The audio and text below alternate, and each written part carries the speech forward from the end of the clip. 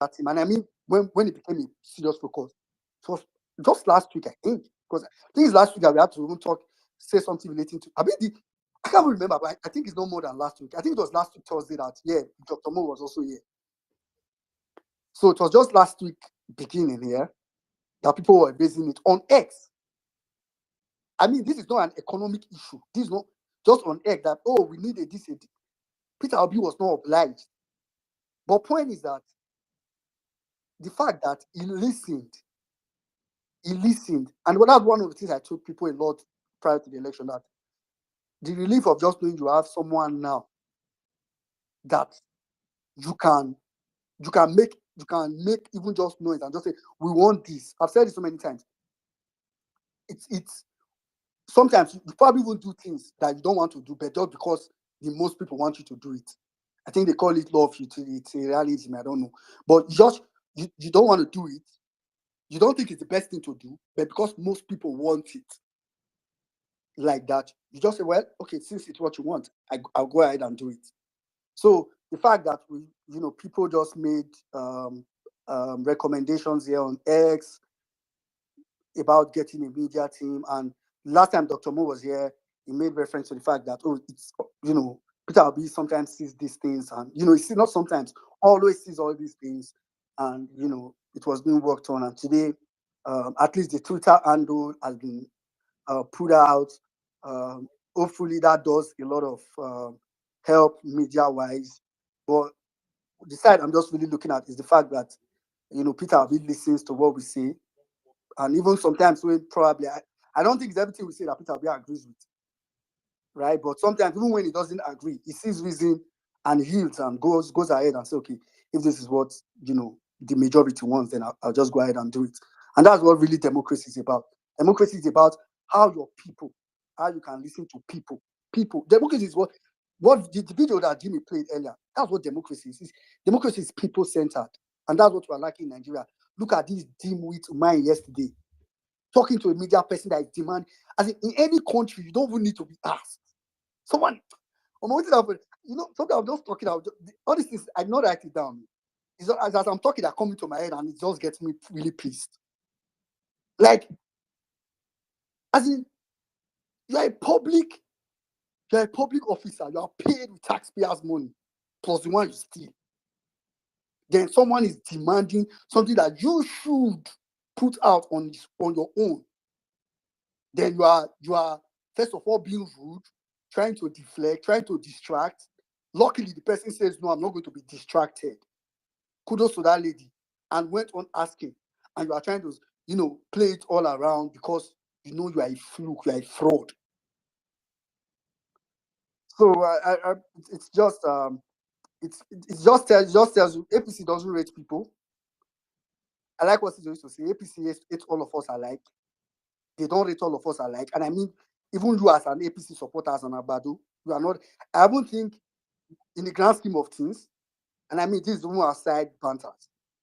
In the grand scheme of things, the obedience are even have values more to the APC, your APC, than you as an Abado person. I mean, they still fear, they still rate these people past you.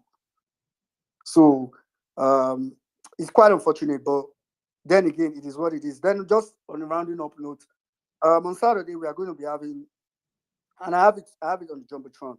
On Saturday we are going to be having a space, more like a continuation, a second part of our space that we had some time back. So some time back, followed, we had a space and we discussed some of the proposals that we can send to the National Assembly Committee that is led by, National Assembly Committee on constitutional amendment. And luckily, thank God for our brother Chima Christian and his organization were able to come up with some suggestions, and they were able to put it together. That's not some easy work because you have to go and read the constitution, know the exact place to insert it. If you watch his interview on Arise the other day, you know that they did some very good job. They recommended things like diaspora voting, some principles of election, electronic, how to bring now some of the things that the court passed and all that. But like I've said so many times, I know that some of us don't believe in all this. I too don't. But I know people like me. Nigeria is going to change. There are going to be an outright revolution, or you have to stick to the revolution process. That's the way. Right. I think the only guarantee I'm not including myself, I think it's going to happen soon, or you know. So since it's not going to happen soon, or we don't know when it will happen, let me put it like that. The best we can do or I can do is, just try to push as much as I can to make it more difficult for this system to be as flawed as it is currently. That's the best we can do. So we'll be having a conversation. We'll look at what was proposed and start to talk about what we can do to also push it. Because it's not just if you send this into National Assembly, of course, we are not thinking they would pass all of them, but we are hoping that they will pass some of the vital ones. But I think that would depend on how much people are interested. So what I don't want to do is personal. Most of the time, I do things for my personal satisfaction, right? Because I'm sure 2026 now, some people are going to come and say, in Nigeria, some people should be diaspora should be voting. In Nigeria, electronic voting. Some people come and talk. By then, I'll just say there was an opportunity for us to push for this, but nobody was really, really like, a lot of people were not interested because it was not fun. It was not bass boost. So, so it doesn't end up becoming a case of minoring the major and majoring the minor. So I think this is a very vital thing. Let's just try as much as we can to see if we can also put in some pressure over time for them to at least pay attention to it. So we are going to be having that space on Saturday by 8 p.m. It's not convenient for some of us, but we'll just try by 8 p.m. So I really want to invite us. It's on the Jumbotron. Let's try to be part of that space. Even if you are not going to talk, you don't need to talk, but come and listen and see where you can also plug in your own advocacy for the push. That's it from my end. So welcome again to the violence space. I'll just go ahead and start taking our speakers. Or Saddam, is there anything you want to say before we start taking speakers? All right, okay. All right, okay. So I'll just bring in Mommy V. So we'll start kicking off from there. The topic today are quite interesting. Let's try to stick to the topic. Welcome again to Violence Space, Mommy V. Good evening from my side. I hope you're all doing okay. Let me sit down. Well, meaning all the lovely people on the speaker section, all the lovely people listening to this space. Dangers of investing in Lagos. Right, I'll introduce myself. My name is Bolanle Emiabata of the Adibaba family of Aro Lawyer in Lagos Island. I deliberately introduced myself, and what I want to do next is this. Back in December last year, I responded to a tweet. It was, it was a response to a tweet by Otumba, right? And I said, I love this. I'm a realist. And I said that the bigoted rhetoric about telling the Igbos to leave Lagos will come back to haunt us when they leave and take their investments and businesses and I go clear. Besides that, Lagos is one of the worst cities to live in. But instead of us to drag the government for failing to make IGR work for all Lagosians and not just for greedy politicians and their cronies, Rona people are busy cutting off their nose to spite their face. Whatever success we have in Lagos is because of our unique history and the contribution of other tribes. The moment you forget this, then we will be the losers. A word is sufficient for the wise. Right? I got a lot of stick for it, and I'm saying with every sense of responsibility, do not invest in Lagos. The rule of law has long, 24 years ago, has been binned by this same bastard in Aso Rock. If anything happens to you in Lagos, eh, if the Lagos state government collects your land, right, let me tell you categorically, you will waste your money taking them to court. If they demolish your shop, you waste your money taking them to court. If they burn your shop, you waste your money taking them to court. If you invest in real estate and the government suddenly decides, after giving you all the relevant authorization, right? And they suddenly wake up one day because they know, right, that indigenous Lagosians or those who came from other places in Yoruba land cannot buy that land. Right. And let us be very clear. The land was sold by the Omoniles. Mm. I am standing, I am sitting, I am lying on this table, right? After selling it, you will now decide one day, you wake up one day and decide that no, you want it back. If they demolish your house or your investment, your real estate investment, know that if you go to court, you are wasting your money. What we have in Lagos State is the most opaque government ever. It is the most criminally minded government that we've ever had. Again, I say with every sense of responsibility, do not invest in Lagos. Sure, they don't know where the massive IGRs, right, are coming from, right? When they finish and they can't tax people who are not legal, who they say are not Lagosians because they are not Yorubas, right? uh, when they can't collect their tax anymore, they will face you. You, the artisan, you, the one that is just managing yourself, you, Ronu Plunkers, when they finish squeezing you for every ounce of the blood in your useless bodies, you will grow up, you will face reality at some point.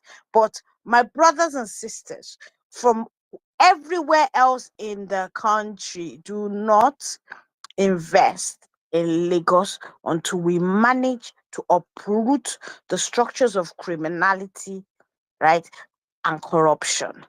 That is all I came up to say. Thank you. I yield the mic. All right, thank you very much, Mommy B. Thank God it's coming from the Lagos space. Mommy B is a Lagosian of the Lagosian roots, of the Lagosian heritage of, you know, everything Mommy B is Lagos actually. Thank you very much, Mommy B. I mean, your son. I mean, and this is not, it's not from a place of.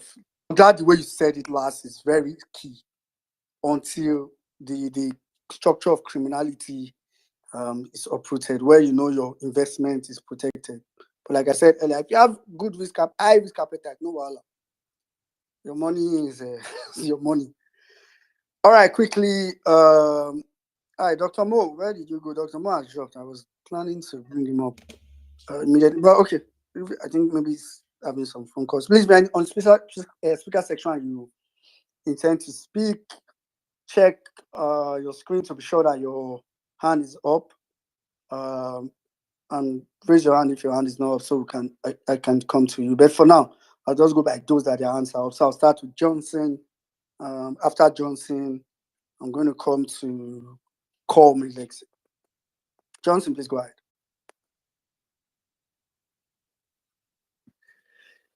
Yep, well-meaning.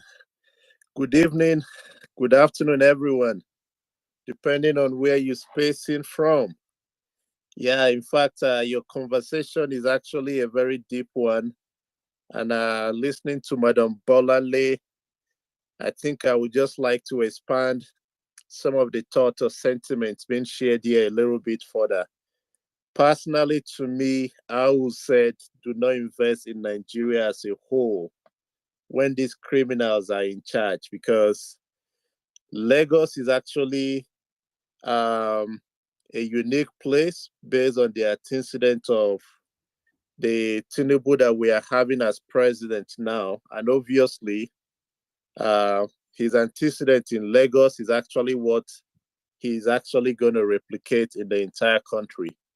So, for my personal observation, personally, I think it's, in fact, I don't know, the only investors that were willing to invest in Nigeria under these criminals are only maybe shady investors themselves, because every reasonable investors I know of, they actually know the antecedents of Tinubu, and certainly they are not going to invest in Nigeria under these crooks.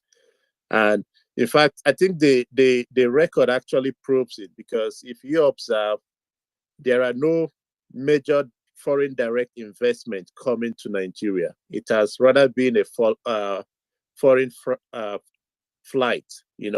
Many of the investors are rather pulling out their investment in Nigeria. And that explains the reason why we keep having propaganda upon propaganda by those criminals. So it seems like any foreigner that snaps a picture with Tinubu, they will actually tag it as this foreigner is bringing investment into Nigeria. So just the mere fact of snapping a picture with Chief Tinubu, they will actually call it as an investment that is coming to Nigeria. So to me, that is an indication that real investors are actually avoiding Nigeria. And I think Nigerians, most especially Nigerians in diaspora, this would have been the asset that the country has, because Nigerians in diasporas alone, can actually bring down their investment that can actually turn uh, the fortune of the country, like this foreign earning we are having with the dollar rate. Nigerians in diaspora alone would have been able to change that trajectory. But those criminals in charge, they are not going to attract any reasonable Nigerian in diaspora to invest his money there, not to even talk of any other foreign investment. So yeah, Lagos one, it's kind of a sad one for me, but I think I will expand it as even further, the entire country under these criminals, just like Madam Bolale talked about. Until after we get rid of these criminals, then we can, start looking of where we can be able to change the trajectory of the country. Um, the With regards to the PO media, in fact, I was just going through that why this conversation was actually going on. I think it's a very welcome development. Personally, for me, like I don't know if it's yesterday or 2 days ago, I told someone in a different space. I was like, I think personally, I would say that the media isn't a bad thing. If we have the PO media group, isn't a bad thing. But to me, I feel like the obedient movement, or we as obedient, we actually the Peter. We are supposed to be the Peter Obi Media Group, because the way the movement is so organic, that gives them a lot of headache in trying to maybe trapped certain people. Like maybe they can say, okay, this is the head. We can actually look for way to infiltrate this head, or look for way to start arresting them or confiscating their properties and the rest. So that makes it a lot more difficult for them to do when we have this organic movement that they find it difficult to trail it to a particular set of or group of people. So, but uh, whatever we can actually do for the cause is actually very good. The only caution I'm just going to give is that having the Peter Obi Media Group shouldn't be like a catalyst for us to become lazy, whereby we feel like everything regarding media, we have to leave it down to the media group. I think as obedience, we are supposed to continue what we have been doing. We should seek for ways we can actually improve, ways we can actually look for grassroots. To sensitize people at the grassroots. We should always be up and doing in searching for more ways that we can actually improve. With the addition of the media group, should actually add in complementing whatever we've been doing and whatever we're actually having in plans, because I've spoken to Dr. AI, he has some very good plans he's having. Yeah, so I just believe uh, having the media group shouldn't in any way lessen or kind of discourage whatever plans we are doing. We should actually seek for ways to intensify our efforts.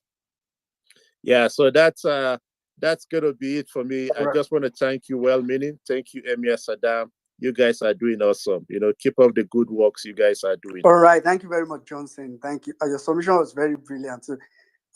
Totally, I want to believe everybody also agrees with you, especially regarding the. For me personally, I think the media group is really just to have like some Peter Obi normally tweets whatever he tweets by himself. If you know, you know, he signs it by himself on PO. Peter Obi does not. So, but some of the times, if you notice, he probably tweets just in the morning or at night. So it means he has to do his normal day activities, going places, visiting people before he comes and make. So I think the media group might be like a first interactive phase to know what Peter Obi has to say on some key issues, and maybe something that Peter Obi doesn't want to descend himself to come and be addressing, maybe mine. But that doesn't take away the fact that I don't expect obedience to wait. Say for example now, say Tinubu, APC don't pull out propaganda. You wait, so let's Peter Obi media group debunk it. Omo, the fire. Obedient fire continues. So I think the media group is just an addition. It doesn't really, it's an addition, a good addition, like you said. Totally agree with you. Then I think you also re-echoed something that Barrister AA and, Mr. Nnemeka said in one of our spaces some time back. And it's true. If you have to be a crooked, you have to have some level of criminality in you as an investor to want to invest in Nigeria now. That's the fact, because it means you would have budgeted some amount of money to bribe some people. You will just keep some money on ground to bribe maybe judges if you ever had to go to court. Just keep it on ground. I'm not saying you may need it to. Hope let's just pray you don't ever need it. But there must be something in you. You have to still have some money to use to pay bandits if you are in the north, especially. Even now, all over Nigeria, if you are somewhere and your location, your site is in a remote area, you have to keep money aside to use to pay bandits to avoid your workers or avoid you, like the Lebanese guy. So you have to have all those things in you.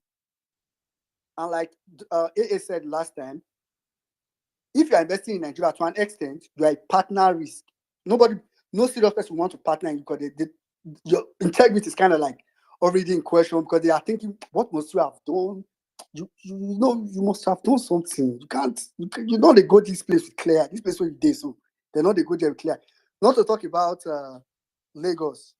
And I was just telling myself that for Benin now, if maybe somebody you figure out Yelala go swear, right? But Lagos, even the Juju, they fear Jagaban. So who you want to go swear? Who you want to go meet when you swear? If you want to go meet when you follow swear now, or the other, those other people that have been politicized. So it's a double jeopardy for you, man. Call me Lexi. Please go ahead. After which I'll come to see you.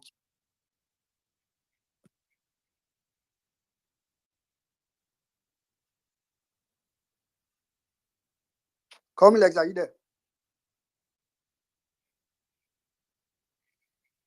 Okay. I don't know if you can hear me or you're not there. Okay, but say, are you there? Please go ahead. Can you hear me? Okay, I can hear you now. Okay. Good evening, everybody on this space. It is always a pleasure to have you around. Thank you for this moment. Thank you, Emir Saddam.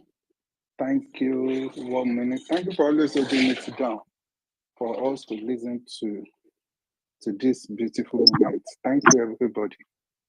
Hello, can you hear me? Yes, go ahead. Okay, first of all, I'm not here to rant.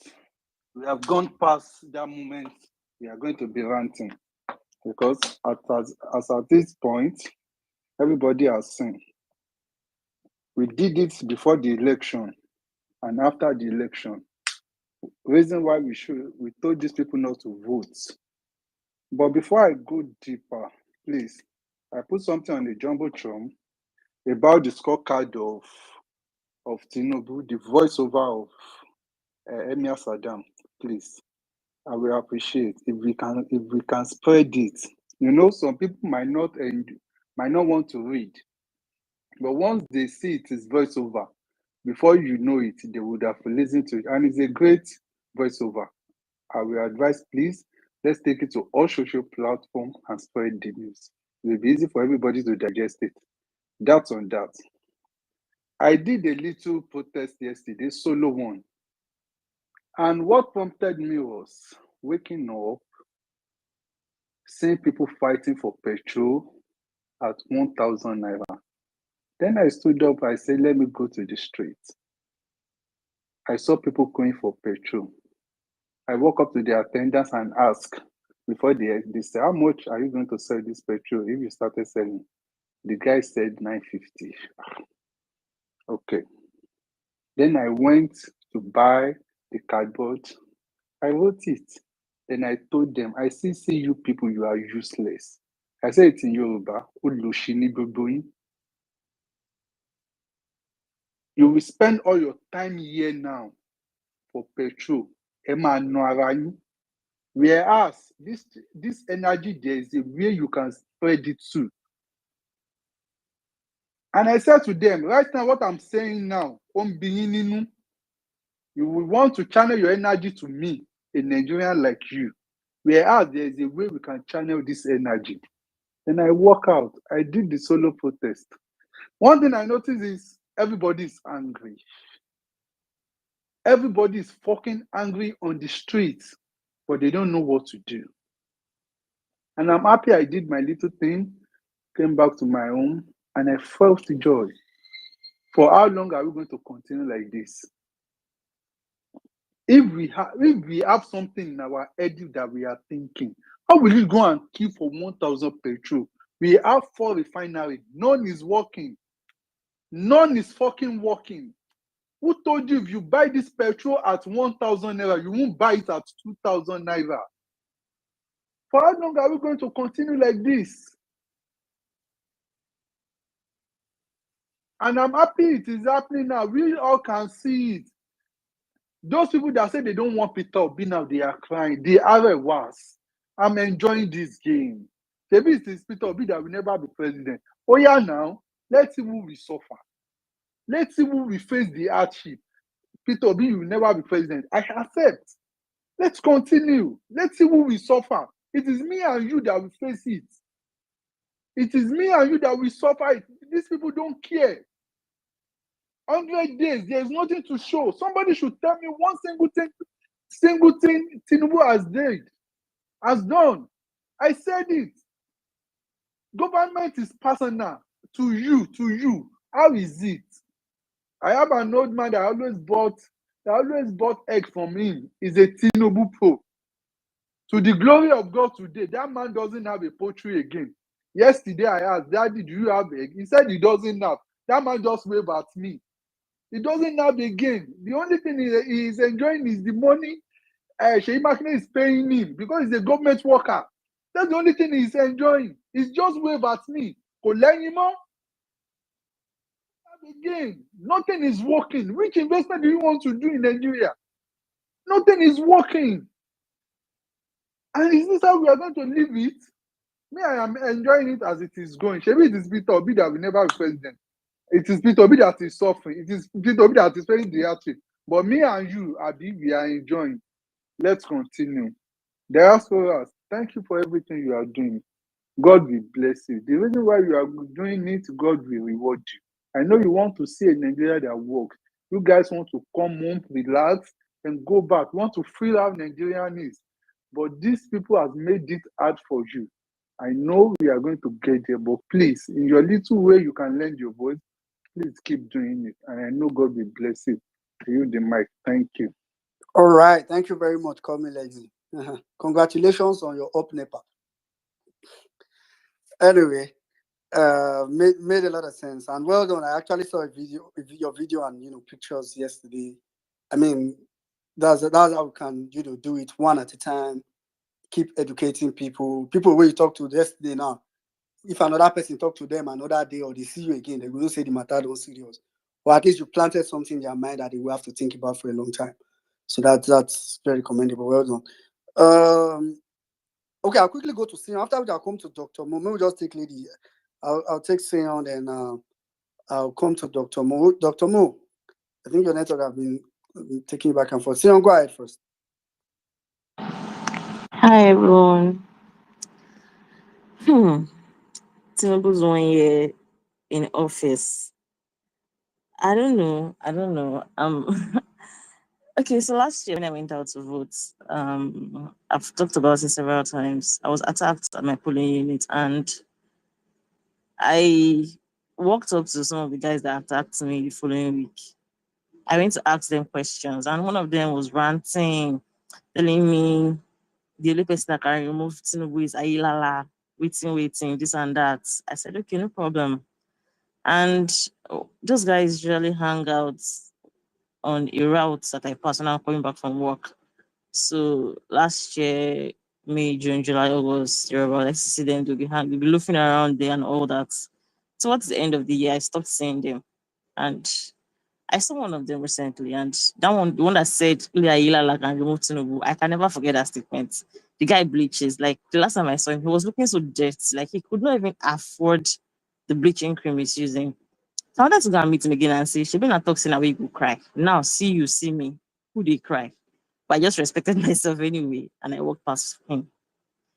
Last year too, I was talking to like whenever I go out, I just strike up conversations with random people about the state of the nation and all that. So I was talking to a hairdresser, and she told me she was there. Tinubu, this like they've brainwashed those people. A lot of us that are on Twitter have access to information, but these ones that are barely literate, the kind of lamba they give them, if you hear it, I swear down you weep.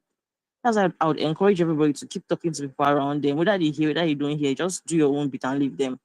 So she said a lot of things, and she said they give them 1,000 naira to vote and this and that. And I actually told her my bit, and I collected her number, and I've been talking to her like whenever I pass, I make jest of how like, oh, people are enjoying your daddy and everything. So yesterday I went to her and she was, I said, auntie, it's almost 1 year or this and that. I said, I hope you are enjoying your dad. She said, you're not enjoying anything. That the suffering is too much. That one pint of Gary is now 4,000. I mean, I don't even know one pint of Gary is now 4,000. I said, please be patient too. She said, no, it's too much, this and that. See, these people are suffering. And the truth is, as much as some of us that are living in Nigeria might want to gloat, it's not funny. Because even if I'm earning more money, I should be saving more, not spending more. Dangote spaghetti, when I was serving, how much was it? Maybe 100 and something naira. It is now 8,000 plus. A family of five wants to feed. They cannot buy 2 loaves of bread comfortably anymore because how many people are actually earning a lot of money? It's actually not funny, but at the end of the day, when I spoke to her, she still gave me some propaganda that they fed them. And I just told her, I said, see, what this thing are telling people is a lie. But if you choose not to believe me because an Igbo man will never be the president, now you sabi, if we're like, make it be 10,000 naira per liter, consign me. I told her, so the truth is, people that said they would drink our tears, they are the one that we are now drinking their tears, but they would not admit. So, anyhow wey you wan be, me I don't leave them. My own na to come online, anything wey Peter Obi post I retweet, anything wey Peter Obi post I retweet. And I want to commend the team for the media space that is there. A lot of them have spoken about it. I mean, I just came online this evening and I saw it. Please, if you have not followed, follow that page. There's no reason why that page should not have 500k followers by tomorrow. All the talk we have been talking, it's not time to put this into action. It's not just them coming online. When they put out anything, it does amplify it. Yes, also the landmark issue. I feel so bad about it because that's a beach I frequent whenever I want to come out of my antisocial shell, and everything has gone, people's hard work and everything. Well, those people that they have paid 5k to come and tweet nonsense online. Now them sabi, God go help everybody. I yield. All right. Thank you very much, Sion. I was laughing while you're making your submission. You came to give. We are talking about 1 year results. You came to give human results. Bleaching cream don't gerish like this. So help somebody here with bleaching cream. I'll beg. Ah, it's crazy, man. It's and like you said, they are still feeding these people lambao. That's the funny thing. Because if you talk to some people after they've complained, they will still find a way to tell you that. Well, be like saying I don't. I the yes say. I the yes say in the. Some people say in the. I the yes say. I the, so that's very annoying talking to Nigerians that are not, pretty much enlightened. Let me put it like that. You just say, what do you hear? Oh, it can be crazy. Meanwhile, I think NCs is around in the building. So maybe check for NCs. All right, quickly. Let me go to Dr. Mo. Dr. Mo, are you here now? I just did Yeah. like Tinubu here. I say your network. They usually they do. they do and they shake. Let they shake. Think they shake. Oh. All right. I don't know. You want to go ahead, like or you just go camp with us first. Bala Blue, what are you saying? You having a town hall or you having a meeting? I don't know what to say. Dr. Mo, if we Anyway, embrace innovation, we can create wonder. uh, Yet again, is a uh, successful town hall. Different. oh, what are you people talking about? Dr. Mo, why did I sound like? Why this try sound like the intelligent version of Tinubu? I don't understand. Dr. Mo, we grew up in the village. I, We don't understand this phonetics, Dr. Mo. I see somebody like in Njenje media here.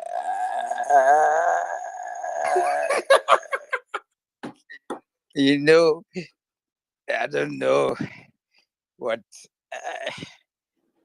people are doing. Like I'm wasting your time. Nigeria. Anyway, it's I. We have to enjoy this together. We have to enjoy this together. But honestly, today is supposed to be part of the celebration of Workers' Day globally and in Nigeria.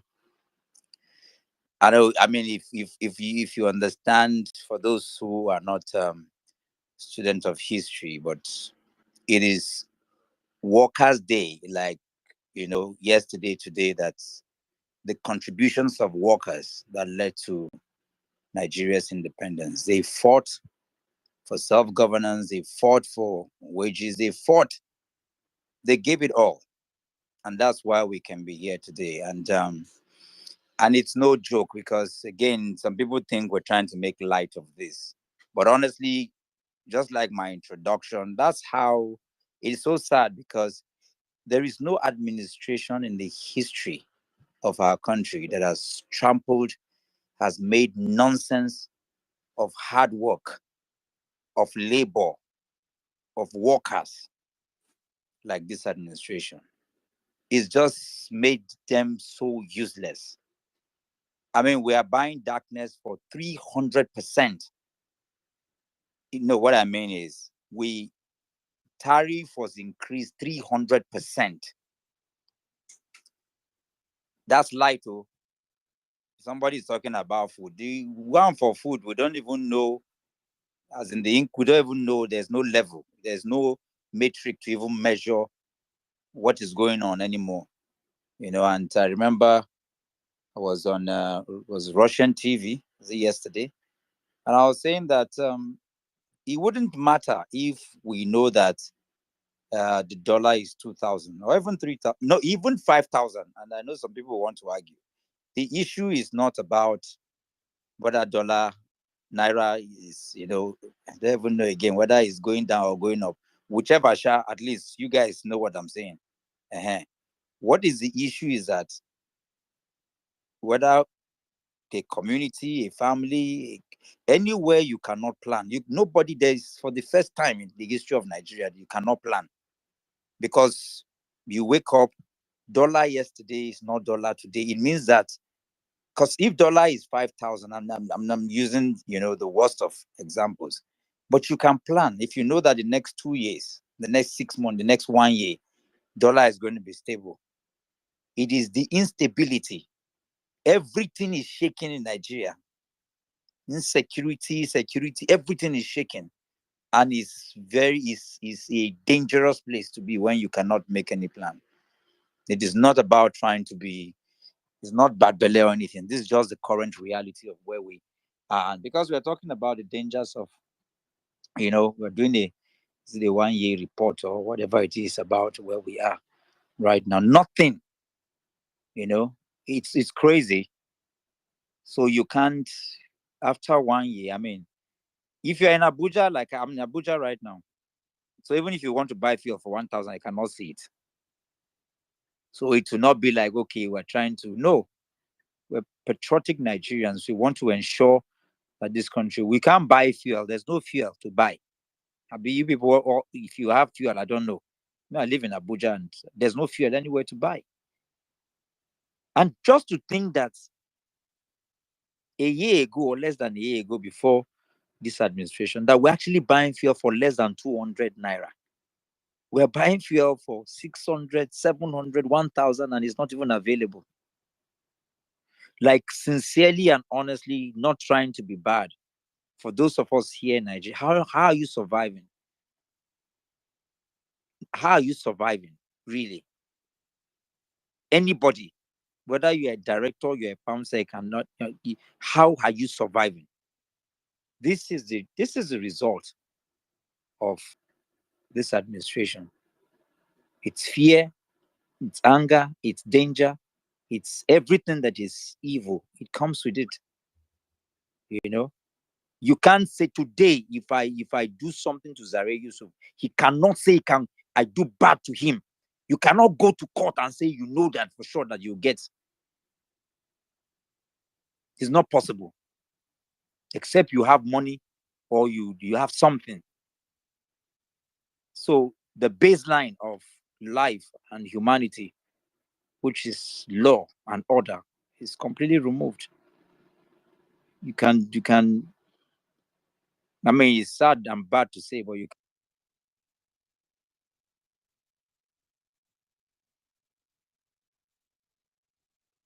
Bluetooth disconnected. Bluetooth connected.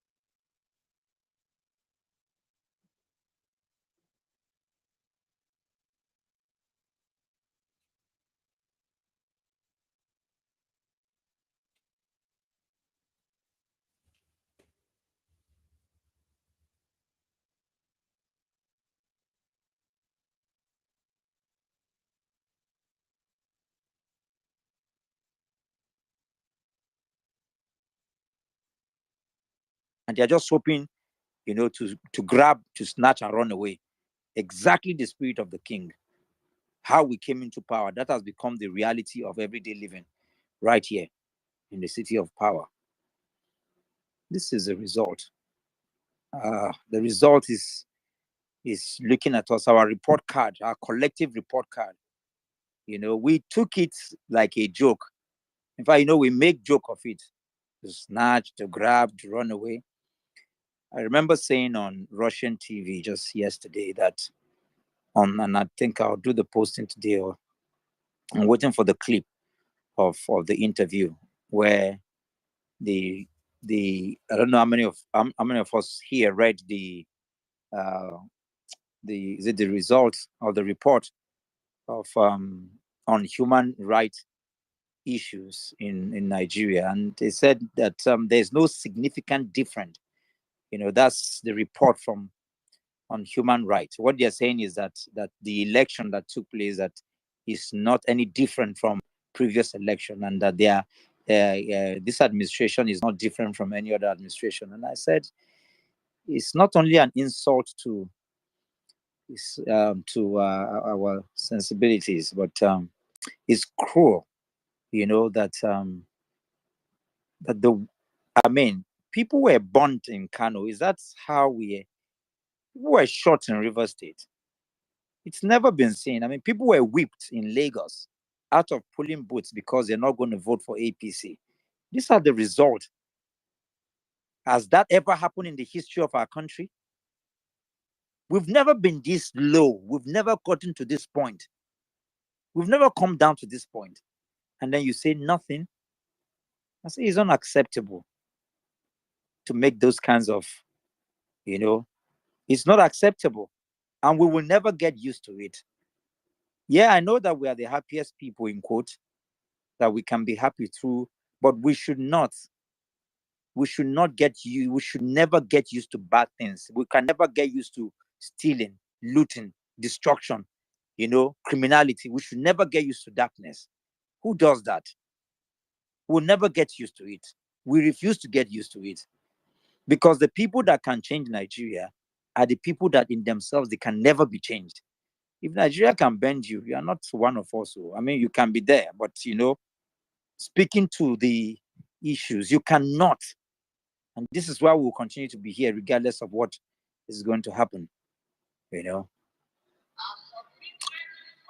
Anyways, I just wanted to announce that while all of this is happening, and I say with the utmost respect and honor, and privilege, that we are gifted with, because I had the honor to be in a few places with him, at least in the last couple of months. As we speak right now, for those in Toronto, in Canada, just, they're going to be having, global leaders. The key of Toronto is supposed to be handed over to our leader. While all of this is happening, you sit with him and you see presidents of nations calling him, and he's not a president. He does not have any official portfolio in government. Why? This is how we know, that change is imminent, that something is going to happen. Why all of these things, amongst us that is happening, that we are here today, is a testament that change definitely is coming, and there are invitations all over the world for PO to speak. Like one of the speakers says, let's follow the official handle that has just been created. We know that, there's so much ripple effect. There are people who are not on these spaces, and we'll keep working from every angle. To ensure that we keep pushing. There are two things that will happen. It will either, this change we're looking for, it will either be the most, because when people, 2023 is rehearsal. It's rehearsal. What is coming, we're crashing and we're getting closer to it. And so let's follow through. If you're in Canada, embrace our principal. He'll be there. Let me give some of the details of the people that are going to be with him. Global leaders, and all of them, they're excited, to join him on stage exactly 5 p.m. Eastern time. He's going to be speaking about capacity building and inclusiveness in governance. Spoke to one of the hosts, and it's amazing to know that one of the reasons why they want PO to come and speak is that, I don't know how many of us know, but that's particularly in Canada, the people who, the power of the diasporans, that what is it? And this is very important as a submission. You see, like we all know, as individuals, we are great people. In Nigeria, in Africa, Black people, as individuals, we are great people, but we haven't been working together. And this is why, for me, the most important thing that happened in 2022, 2023 is the birthing of what you call the obedient movement. just like the civil rights movement, like the ANC, that was able to break apartheid after 87 years, like the civil rights movement that crushed, the backbone of racial injustice after 82 years. What it took them all these years to create, I mean, it's taking us about 1 year. If we don't, we will change the status quo of things only if we continue to work together, if we continue to push beyond this advocacy and agitation and continue to mobilize and organize ourselves. The greatest fear they have is if we can organize, and that's where we're going to. And it's on the backdrop of what I'm going to say right now, even as I make closing to my submission, as I talk about some of the MPs that are joined. They are so excited, they can't even wait, to meet up with PO in a few hours, and the report stages that because Africans, Nigerians in diaspora are not as organized, it is nationalities of other races that collect the subvention that is made for Africa. So you have Chinese people, some of the Chinese people that come to Nigeria, to Ghana, to other places. It is funds that are allocated for Africa that they're able to access. China access their own, they access the one for Africa. Can you see how crazy it is? That's what Pio is going to talk about. These are the things. This is why we must be organized, both home and abroad. What they fear the most is that we have one voice. That is the greatest fear they have, that we can consistently, stay together with one narrative, pushing against, home and abroad. Because once we have that, then there is nothing. Change becomes, eminent. It is impossible, for us not to birth a new Nigeria. And that's what we'll keep pushing. That's what our principal, is going to be speaking about. That's collective inclusiveness. I was saying to somebody, I said, I think it was me and Njenje Media were talking. I said, whether you joined the obedient movement today or you started at the beginning, our work is equal. Energy is a ball of fire. There is no any stage of energy that is more, how do I put it now, more intense or condensed than another. We are the same. Sometimes you just need to listen, because we are working different measures and different parts. There are people, the place we went to in Burning Kebbi to go and do the intervention, and MPO gave them boreholes. They're not on Twitter, they're not on Facebook, they don't have any form of anything. If the governor of that state goes to that place and say anything about Peter, they'll beat him. They don't need any encouragement from any of us here. They're a different entity altogether. And we have that in different parts of Nigeria right now. People who are just, and this is why we must continue to push. And all of this is our collective work. Some people from diaspora, you contributed money, you send different funds to different places. You have no effect. You don't have, you have no clue what the impact and the effect of what you're doing. This is the power of our movement, and we must continue to do everything to hone in on it and stay together as one, regardless of what, the opposition will try to do, to break us.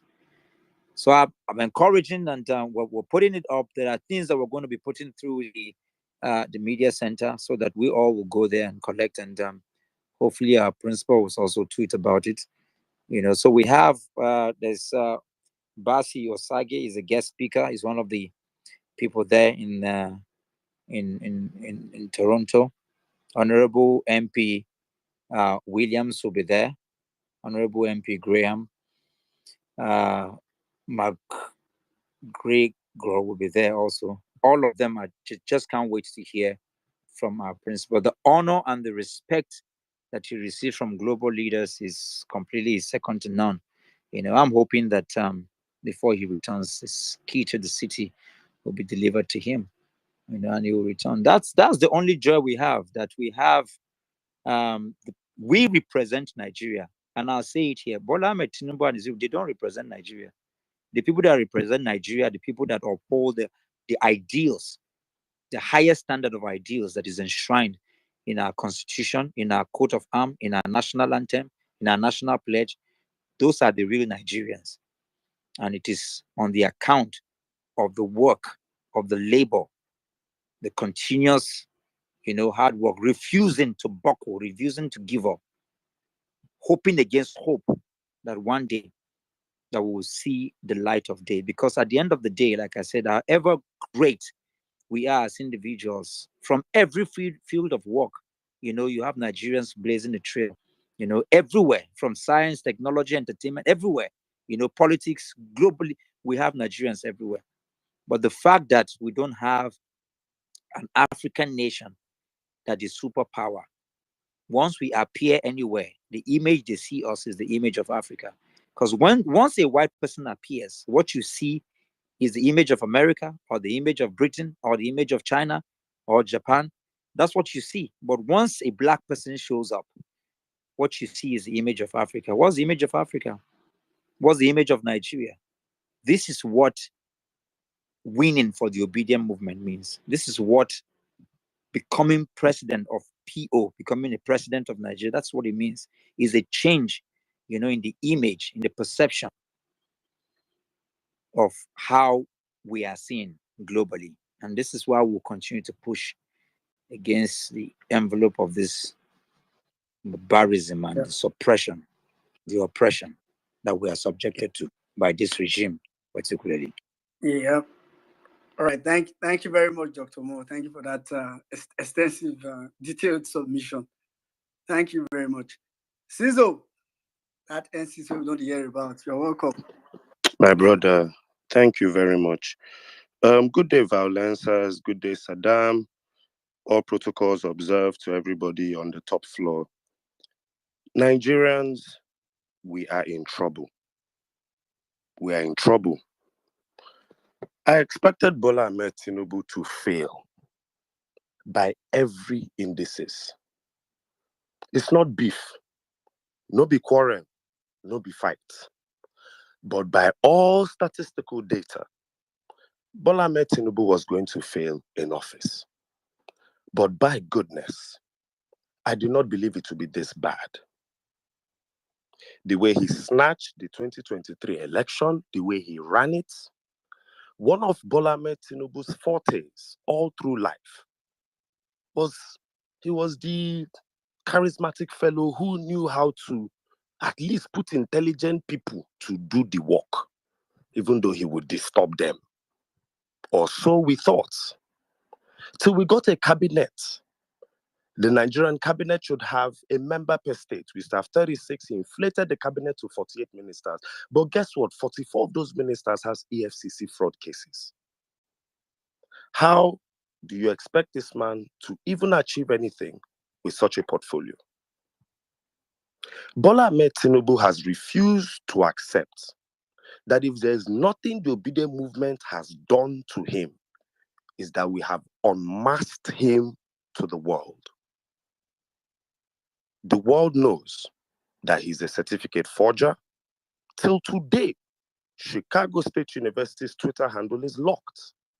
The world knows, this is not that we said, that the FBI had arraigned him and he had given up $460,000 out of 1 million under contention for drug peddling. This has nothing to do with Peter Obi, Igbo people, Obi. This happened before Nigeria was even democratic. What pisses me off about this man, if you have time, Google a lady called Doris Anite. They elected this woman as Minister for Investments. But Tinubu will not keep his ugly face at home, a face that only a mother can love. Dele Alake will not keep his ugly face at home and send that woman to do investments. Now them go carry their hand and his one word every 4 seconds manner of speaking to be going all over the country, the world, telling us he's looking for investments. Any day you have time, just look for that Doris Anite woman, her picture, and tell me that this person is a serious person. I asked a question today when I was sitting with my APC guys. I said, you support us abandoning all the roads in the country. I showed them a painful video today that happened today in Edo State. A tanker fell upside down in a flood. I said, see this video. And we're going to leave all these roads to go and build a new coastal road. I asked them, I said, why didn't you people ignore Third Mainland Bridge that you're so proud of, that is one of your biggest achievements today, and start building a new bridge in Lagos? Why now? Why then did you fix Third Mainland and you're so proud of it? Why not start building a new coastal Fourth Mainland? Since we want to be stupid. All of a sudden, you see tweets on the timeline, Landmark was charging so amount. So I'm looking at these liars. You pay 3,000 naira gate fee, you walk into Landmark and you can have a field time. I don't know where these demonic lies from the pits of hell are coming from. We host Obi's house in Landmark every Monday. Bola Ahmed Tinubu is about to clock 1 year in office. And by God, it's an F9 on every account. Education, F9. The educational subsidy has been removed. His so-called student loan has not been granted. Security, F9. He has not come out to tell us any proactive measure he's taking, especially in the Middle Belt and with the Fulani herdsmen crisis. He has not prescribed open grazing and has said nothing on the issue. F9 security. Soldiers, F9. A soldier came out the other day and complained that the transportation from his place, where he was posted to his house and back, is more than his monthly salary. That soldier was arrested and imprisoned. As I speak to you people today, breaking news is that Bola Ahmed Tinubu is currently in France on medical leave. Go and check Sahara Reporters. Breaking news from World Economic Summit in Saudi Arabia. He fell ill. He went to UK. From UK, they've carried him to France. And the federal government is lying. He went to France to go and meet his godfather to give assessment on Coastal Road. Obviously, now to go and show. Now we are one land. But you and I know the real reason he's in France. Did that man speaking in Saudi Arabia look like he was ill? The one got there and said, don't worry, we don't scatter Landmark. Those very stupid people. The Oniru family has come out to say that the coastal road you people talked about, that is on you people's plan, master plan that we know, Ocean has collected it. So which coastal road are you guys talking about? No kind lamba where we never collect this week. You tell me that my shipping company was to invest $600 million in Nigeria, which is a lie. Then you went and destroyed something worth $200 million that already existed in Nigeria. Dear Tinubu, if you people wanted to chance Landmark, just use your executive powers and just chance Landmark. Abi, true or false? Is it today it will happen? Did you have to destroy Landmark? Just chance the man, collect everything, turn them to your name. Not been to show you the wrong things normally. So you people go and look for another $200 million to rebuild it. Then you people are telling me that in Nigeria, there are tribes, Ijaws and the rest that are called coastal communities. And you people are going to destroy every coastal community, coastal tribe, every fishing tribe, fishing village from here to Calabar, unchallenged. When common landmark don't cause problem, when would that road then be finished at this rate? Fight, quarrel, Umahi come out and speak, fight, quarrel, property. And people are defending this madness. Dr. Mo was talking about the total breakdown of law and order. I need to remind you that at a filling queue yesterday in Obalende, a DSS official in frustration brought out his gun and shot another Nigerian to death. A video trended in the morning of a very brutal fight between two Nigerians over at a fuel queue in Port Harcourt. By evening, 2 police trucks in Obalende were on fire because Obalende youth had set it on fire because a DSS official killed a man at a fuel queue.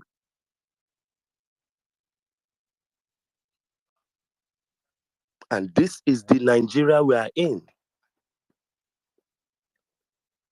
We woke up this afternoon, Dangote came out and shouted that the worst decision this country made was floating the Naira. Nobody has gotten up today. The Minister for Finance has not gotten up now to tell you people that Dangote is aggravating the Fulanis towards the federal government. But if Peter Obi talks about Ocean Road, Umahi will tell you people that Peter Obi is aggravating the Igbos against the coastal road. Atiku talked a bit against that coastal road, but Atiku was not instigating the people of Adamawa against the coastal road, according to Umahi. Make una they look Nigeria. Make una they look Nigeria. Today, Ekiti State, the state that submitted their lie of an INEC result first, before collation had ended, Ekiti has submitted that Tinubu had won. The rigging in Ekiti was so bad, it was called a national disgrace and a national embarrassment. Google it. The rigging in Ekiti was so bad. People rigged Tinubu in on credit in Ekiti. It's on record, it's on video. Today, by permutations, petrol is selling for 1,500 naira least pump price in Ekiti. Lessons are being learned. A video trended today of a northern man crying bitterly at a filling station because he could not even afford the petrol. He had queued, got into the queue and found that he couldn't afford it. I was tempted to sound like a bat idiot and tweet, why drive a motorbike? Why not sell it and drive a bicycle? Is that not how they will speak? And I ask, lessons are being learned. The people that said we will cry are crying. The worst Muslim president is better than the best Christian presidents. We don't run 8 years, Buhari. We don't do a Muslim ticket, Tinubu. It never reached 1 year. And there are tears in the north. I've told you people, Dr. Mo, after like next year, make Peter Obi just no stress himself again. May just go holiday for 2 years. 2027 election will be the easiest for him to win in this country.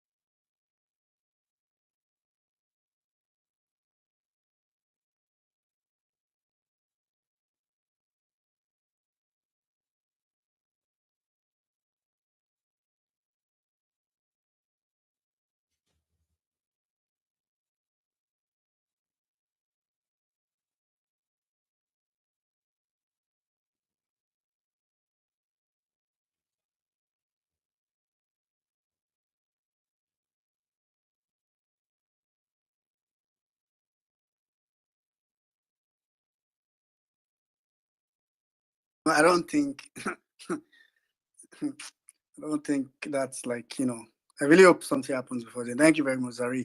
All right, quickly, I'm going to go straight to Yinka. After Yinka, I'll come to Audio. We'll take it from there. Yinka, please, you have 3 minutes. Go ahead. Sorry, Okay. President, just before you can go on, please, sorry, I just want to add one thing to what I already saying. Please, at the point in time, right, I understand. Me, and what I'm going to say now is going to be very, very unpopular and to many people, you understand, especially many obedience, but it's just, it is born out of the fact that if we truly want to put these criminals out of power, there have to be an alignment. When I mean alignment of all Nigerians across all board, because honestly speaking, right now, you might look at the North and say, well, the North supported him, this and that and that and this.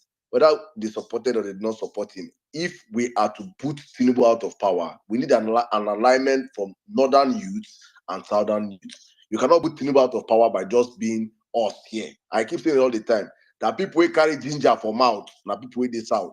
People will carry ginger for body, and people with the north.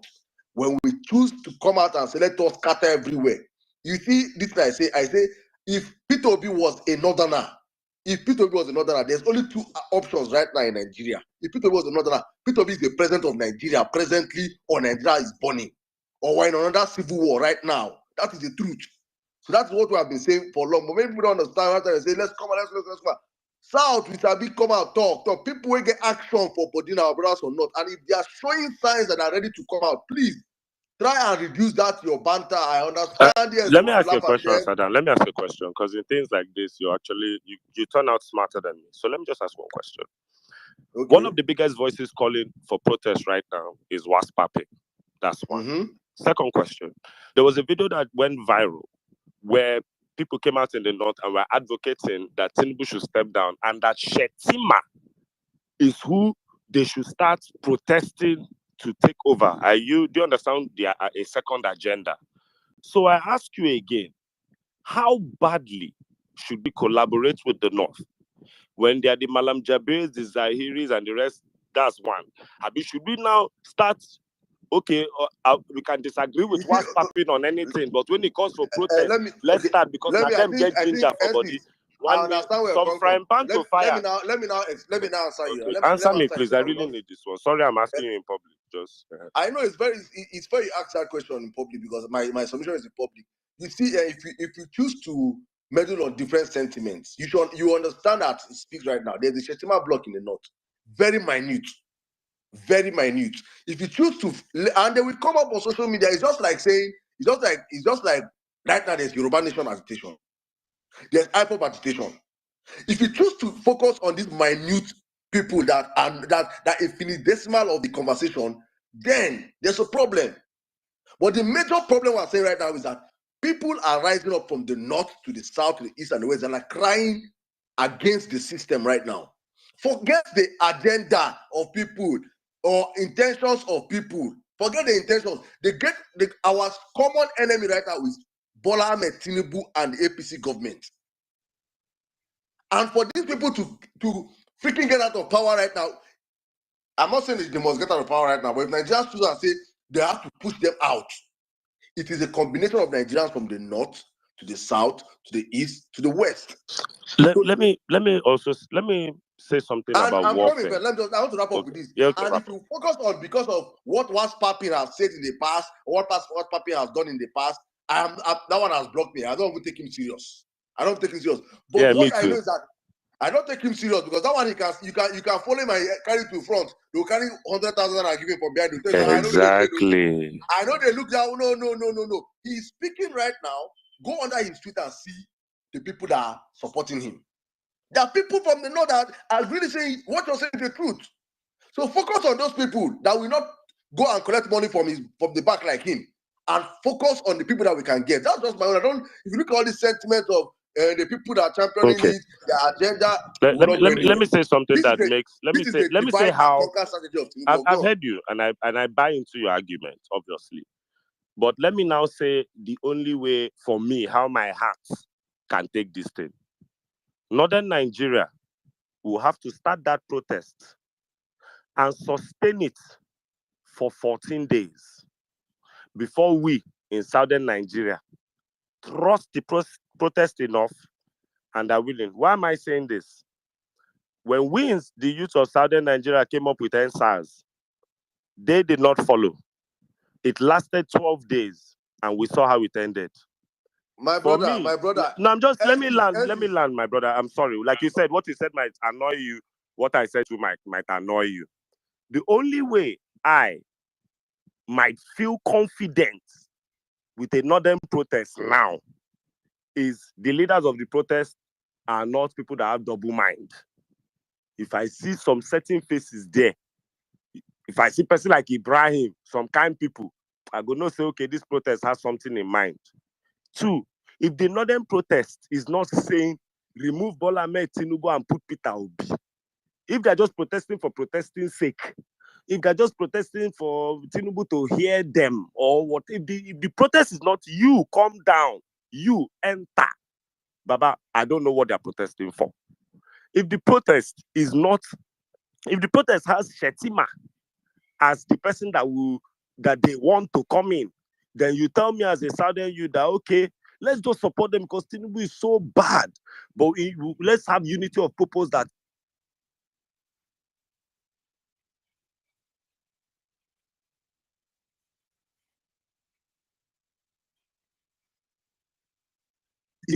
My brother, no, let me make my final statement. If Buhari wanted to run for third term in 2023, and you had seen the future that in 1 year Tinubu would have carried fuel from 165 to 700, she do like play if I don't Buhari on, if I don't agree make Buhari continue, if that was the only person in this country. So I'm just trying to make you understand that it's bad, but Nigeria will always prove to you that it can get worse.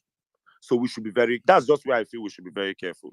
All protocols observed by you. All right, thank you, my brother. Let me just wrap up with what I was saying there. For me, I'm not saying the protests you have in fact, when you start labeling it, put this, put that, you're not putting in and bringing in an agenda behind it. Which for me, there should be no agenda behind it. It is Nigerians coming out en masse and practicing their civil duty. That Northerners did not join the NSAS is because NSAS does not happen in the north. It is not a peculiar issue. They don't know what is NSAS in the north. You think in the north they have ever seen SARS? Does SARS exist in the north? They don't exist in the north. So you're telling them to protest what they don't know. They're not passing through what we were passing through in the south. I say this all the time that we have two Nigeria. If you have lived across Nigeria, you understand the system at play in the country. We have Nigeria in the north, Nigeria in the south. What's of Baba Fulani are not killing me in Lagos, but I was sympathetic to what's going on in the middle belt. Yeah, it is because they're crying. Continue. It is because if you're not sympathetic to them, they are crying. There's a reason why. If you cannot, because people are not crying with you, meaning you not cry with them. If you choose not to cry with them, no problem. But if they choose to cry with you, there's no problem either. We should understand this. We should understand this. I'm not choosing to not cry with them. I say I want to see them cry. Be sure the cry is genuine. Then watch the cry for a while before I join them to cry. Because the last time I cried, they didn't cry with me. There's trauma and PTSD one day. Okay, continue, my brother. People were born in Nigeria for Buhari. When they knew that Buhari did not win elections in 2011, they burned down. I'm not saying my own is that if Nigerians, that's just my point though. If we really want to get things working, we have to understand that it cannot be happening only in the south or in the north, and that's Tinubu's game. This is what we're playing. This sounds like if we really want to get Jonathan out, we should go and do alliance with headsmen and killer tribes from Mauritania. How did that turn out, even for the people that did it? Sadamo no argue this argument where they argue 1 hour for our. You know, we don't forget say we this space. So yeah, make space. Well, meaning collect mic. Because no, Dr. Moy talk because now the rhetoric way they won't take divide us with that. You know, I talk something here. Our energy not the same. Dr. Mo, can you allow me to address it, my brother? I think it's my turn to speak, and I believe I will try to touch on that. Dr. Mo, how? We'll call you back. Dr. Mo, let's not kill Onyeka's train of thought. Then we'll see your time back to you. Onyeka will do a good job. Okay. Okay, yeah, thank you so much. Dr. Mo, it's been a while. How far? Yeah, where do we start from? The conversation has been going on well, and as usual, we've heard nothing but the truth. but we have multiple truths, okay? Multiple things can be true at the same time. Let me put it out there, okay? If you can help anybody to japa, please do, okay? If you can take as many people as you can out of Nigeria to the abroad, go ahead and do that. However, the reality is that the capacity of the passport services of the Nigerian immigration, in 2 years, they were able to produce about 1.7 to 1.9 million passport booklets in 2 years. So this was a couple of years back. You feel free to double the capacity right now, okay? At least on paper. This government doubles everything on paper. And anyways, but we are 225 million, 220 million, 180 million. Pick any number that you want. The reality is that the Japa option is not a sustainable solution. There is a reason I am saying this, because I will say things that many people may not agree with, but just have an open mind if you can. To get this thing off, because it is something that Call Me Lexi said when it was time for Call Me Lexi's submission, that the Ariwas did not support Peter Obi. It is not a verifiable narrative. What we know, and the reason you would know it is not verifiable, is that I know that the Ariwas did not tell anyone anywhere at all that they did not want Peter Obi. In fact, if they did, if we were all sure that the Ariwas rejected him and will reject him the way it was being portrayed, there will be no need to turn off the IREV. Essentially, if the election would go in their favor, they wouldn't spend all the energy turning off IREV. So let us kill that. Let's focus on the things that we can verify. Coming to Nigeria, seeing that only very few people can jabba, and we are still human, and we must continue to live and exist in Nigeria. I do think that we can only invest ourselves, okay, into prosperity. It is only by investments, continuous investment in different areas of the economy, that we can create jobs, that is the only way. And the only people that will do it are Nigerians. It is a statement of fact. It is only Nigerians that can and will do what?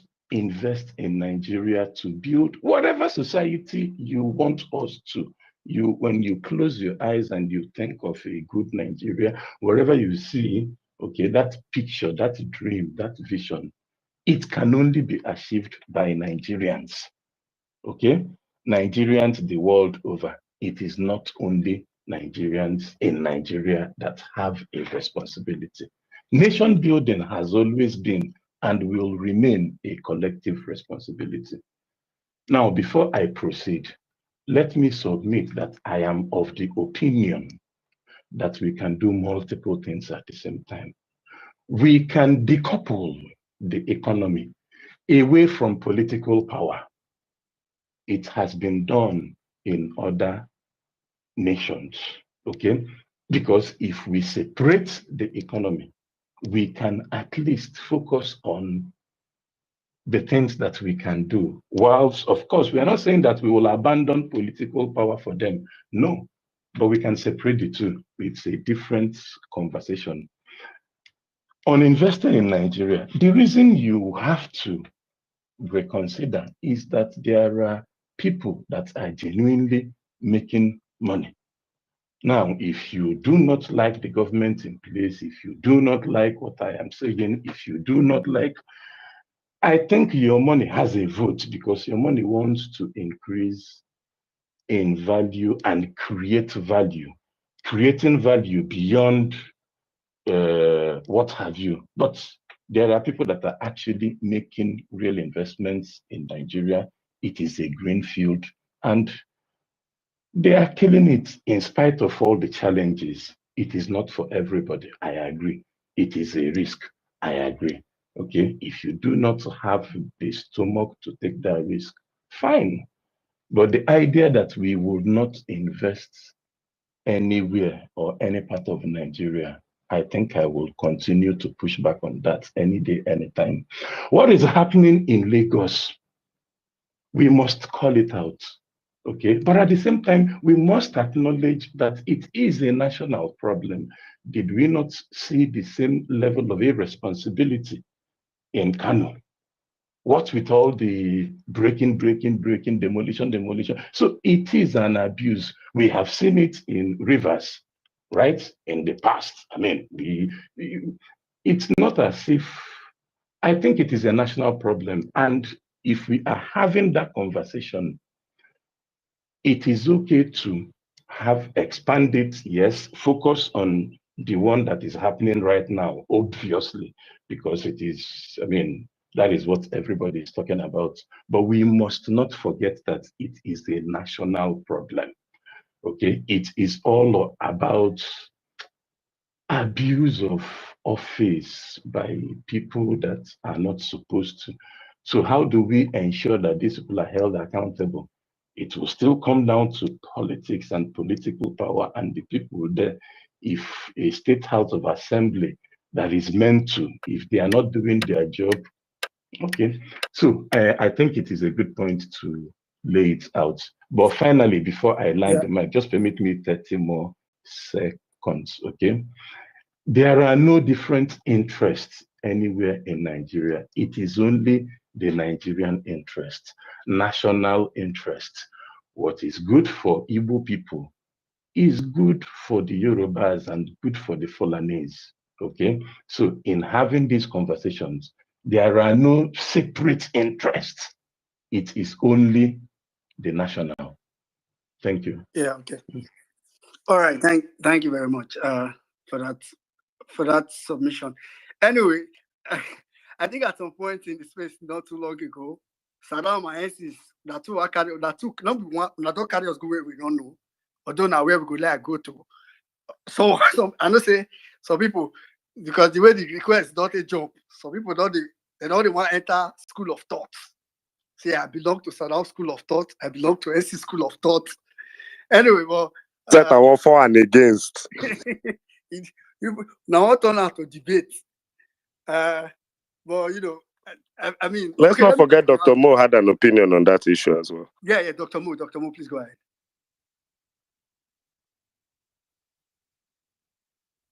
Dr. Mo, are you there? Yeah, I'm here. I mean, it's a tipping point, and Onyeka, thank you for what you said. Is a tipping point. We would never, and we should never agree. You know, I know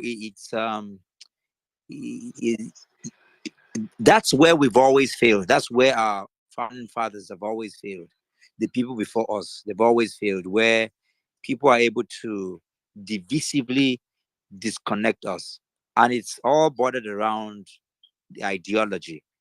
And we must understand that, especially we in this space, because each and every one of us, we are leaders, and we must understand that it's very critical. These 600 languages that are abound here, these 250, ethnic divides, that's how divided we are ideologically. In Nigeria today, we don't. P2B is the only politics that has ever existed in Nigeria. The only tool that is being used, the tool of religion and ethnicity, that's what is being used. That's why people can move from any party because there are no ideological, you know. And so because we are not agreed ideologically, you can have NSAS have success in the south and it will not break into the north. And the perpetrators, the enemies of Nigeria, they use this, they like it. So each time we speak those narratives that say, oh, let the North wake up by themselves, let these people wake up by themselves. They like it because that's our dividing line. That is the one thing and one place we must never allow, because they know the day we agreed. See, Adamawa State alone, I know it has there over 100 languages in Adamawa State alone.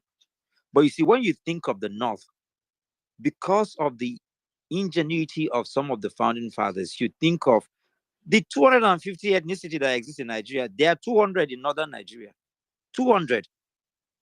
And so, but when you think of northern Nigeria, you're thinking of one religion, and you're thinking of what? You're thinking of maybe one or two tribes. And that is, you see, and we must understand that block, once we can think Nigeria, to think Nigeria means that whatever is happening to the south, to the north, to the Birom, to the Igala, to the least of us, is happening to all of us. And the day we are unified ideologically, I'm telling you, the enemies of Nigeria are dead, because they always will want to ensure. We should not forget that as it stands today, I think I gave an example that where we went to in Brennan Kebi, where P2B went and gave them borehole, gave them money and helped them. If the governor of the state go there to say anything negative about, they will beat him. None of us here, they are not concerned. They will deal with him, because they'll deal with anybody. If you go to Sokoto, where he went to go and sing borehole in that place, and go and say anything about him, because at the end of the day, what he gave them does not respond to tribe or anything. So we must find a way to continue to ensure that any narrative that tend in any way, and that's why we must never allow, this narrative that people like Dave Umehi are trying to do, where it makes, trying to say, oh, okay, let the Igbo not participate in protest because it doesn't. That is what they want. As long as they can put us in one place and divide us. Last example, P2B won Lagos, not because Igbo people voted for him. It is because Yoruba people voted for him. This is data, pure fact. But how do they want to divide us? They want to ensure, because of, I can swear to you, no more than 20 people, useless 20 people that went about caning people from one polling booth to the other. You now want to come and label an entire tribe. Because of the elites in the north. Imagine just this Ramadan that passed. Jigawa and some of these states are using 10 billion naira to say they are feeding people. How much did P2B, those of us how much did we spend? Just about 7 states that we went to give borehole and stuff. The narrative of conversation about P2B in northern Nigeria has completely changed. That's how easy it is. The people who are Almajiris, who are out of school, that are at the receiving end of this thing, they are being used. They are because they are weaponized. They are tools. Let's not fall for it. They are the victims. They need help. And the only way we can move forward as a people is not to speak in terms of our religion or tribe, but to speak in terms of Nigeria. Should Peter Obi become the president of Nigeria, it means that Nigeria has become president. Each and every one of us here, what we represent is not our tribe. Not because our tribe is not important, but look at UK, for example. The tribes they are there, but it does not superimpose on the nationality, that national idealism. That is what we must ensure we keep pushing. This is what the obedient movement is about. It is beyond the parochialism of religion, region, and ethnicity. We must ensure that Dr. Mo, sorry, I just want to ask one question, Dr. Mo. Can I ask just one question? Because this is just, like I said, I agree with everybody, but this is just my fear. If tomorrow,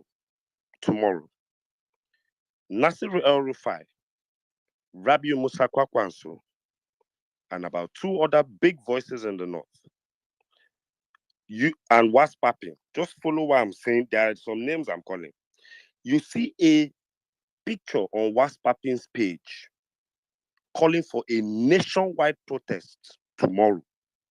But the main agitators of this protest is Kwakwanso, El-Rufai, and some of these devious names.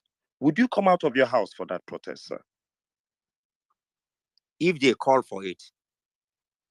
I mean, we need a protest at all means. We need something to shake Tinubu up. If those were the people who called for it, would you come out for that protest, sir? Just asking. If the narrative of conversation is inclusive and is in tandem with our cause and purpose, absolutely. You see, as we are speaking here today, and I want you to get this. Sir, do you think these people would have a narrative of discussion that will be loyal to our cause? As we speak right now, let me tell you, I mean, this is an open space. Somebody like Atiku right now, if he doesn't support Obi, he's already caged. And I'm speaking politics right now. This is not even about nation building. Politically, he's been caged where he is right now. It is to his benefit. You know, sometimes, you know, and this is when we're dealing with issues, this is how you see. You remember when Mandela was speaking, and Mandela was supporting, he wasn't supporting the West. You see, at every point in time, when you break into the tactics that they use for us, we must use it against them. We must ensure that we break into their own cycle, divide them, and then get part, because we must play that game. If they speak our language, if they speak our narrative, if they support our cause, regardless of who they are, at any point in time, we will embrace them because they increase our volume. And that's the only way we can win. Once we can break into them, if today, if Atiku say wants to support Obi, so we'll not take him, they will come. We will collect all of them. When we win, it's our agenda. Everybody has agenda. And like I keep pushing, I said, if some people think that they can have Igbo agenda, you can have Yoruba agenda, you can have Idoma agenda, you can have Tiba. Why can't we have a Nigerian agenda? Obedient movement is a Nigerian agenda. It's not an Igbo agenda. It's not Yoruba agenda. It is Nigerian agenda. And any people, any party, any tribe, any religion that supports our agenda, we will embrace it. Islam support us, we will take it. Christianity, atheists, whoever. You see, people fail because they lack agenda. If you have agenda, you can work with anybody as long as they fall in line with your agenda. If America is not supporting our agenda, we will speak against it. The day America speaks anybody that speaks our language, our agenda, Saudi Arabia, Israel, the day you support Nigeria, we will stand for you.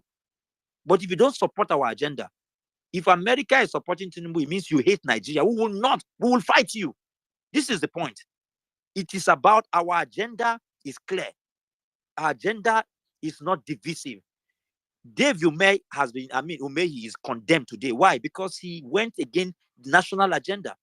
He's corrosive. He's divisive. He's evil. He's wicked. What he did is to undermine. What he's trying to do is what we will go against him, and he's finished already. Whether it is Soludo, whether it's Tinubu, whoever, whether it's Kwanko, so you go against our agenda, we'll pull you down. Our agenda is what is supreme. This is the point, and this is where we need to stay. All right. Thank you very much, Dr. Mo. I'm actually laughing at, a lot of sorry, but when we are going, go. Okay, I was going to say, a lot of points have been made. I know people like to say I'm diplomatic a lot of the time. I don't know why I did not study international relations and diplomacy in school. But, I kind of, most of the time, actually, it's because I kind of listen to everybody and I try to pick I'm not an extreme person, so I don't pick like the extremes. Like, I don't think it's totally this way or totally that way. Listening to the conversation so far, actually, I think what Saddam is saying is pretty much something that we need to shape in our mindset.